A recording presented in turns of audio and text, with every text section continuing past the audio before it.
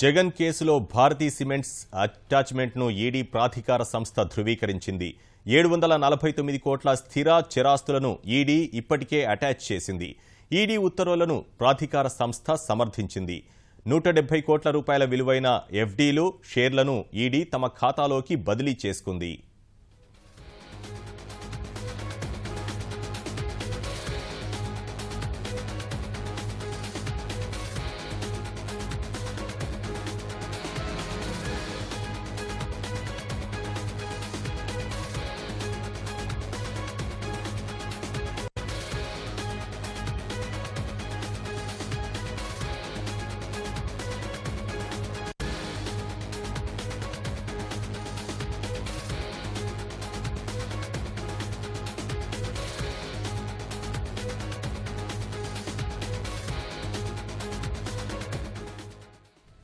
ఇక ఇదే అంశానికి సంబంధించి పూర్తి సమాచారం మా ప్రతినిధి నాగేశ్వరాచారి అందిస్తారు.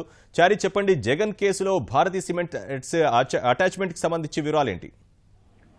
ఎన్ఫోర్స్మెంట్ డైరెక్టరేట్ అధికారులు జగన్ కేసుకు సంబంధించి ఇప్పటికే సుమారు 2,500 కోట్ల రూపాయల విలువైన ఆస్తులను అటాచ్ చేశారు. అయితే ఈడీ ప్రాథమిక జప్తు ఉత్తర్వులను ఢిల్లీలో ఉన్నటువంటి ఈడీ అడ్జుడికేటింగ్ అథారిటీ దాన్ని సమర్థించాల్సి ఉంటుంది. గతంలో భారతీ సిమెంట్స్ కు సంబంధించిన ఛార్జ్ షీట్ లో ఈడీ దాఖలు చేసినటువంటి సుమారు 749 కోట్ల రూపాయల విలువైన ఆస్తుల జప్తు సరైనదే అనే విషయాన్ని ఢిల్లీలోని ప్రాధికారిక సంస్థ సమర్థించింది. దీంతో ఈడీ అధికారులు అందులో ఉన్నటువంటి ఆస్తులన్నిటిని కూడా తమ స్వాధీనంలోకి తీసుకోవడానికి ప్రయత్నాల్లో దిగింది. ప్రధానంగా ముందుగా ఉన్నటువంటి ఫిక్స్డ్ డిపాజిట్లు, అదేవిధంగా అందులో ఉన్నటువంటి వాటాలను ఈడీ తమ ఖాతాల్లోకి బదిలీ చేసుకుంది. ఈ వ్యవహారంలో జగన్, అదేవిధంగా భారతీకి సంబంధించిన వ్యక్తిగత వాటాలు, వ్యక్తిగత వివిధ బెంగళూరు, హైదరాబాద్ లో ఉన్నటువంటి బ్యాంకుల్లో ఉన్నటువంటి ఫిక్స్డ్ డిపాజిట్లను ఈడీ తమ ఖాతాల్లోకి బదిలీ చేసుకుంది. సుమారు 170 కోట్ల విలువైనటువంటి ఫిక్స్డ్ డిపాజిట్లు, అదేవిధంగా సండూర్ పవర్, క్లాసికల్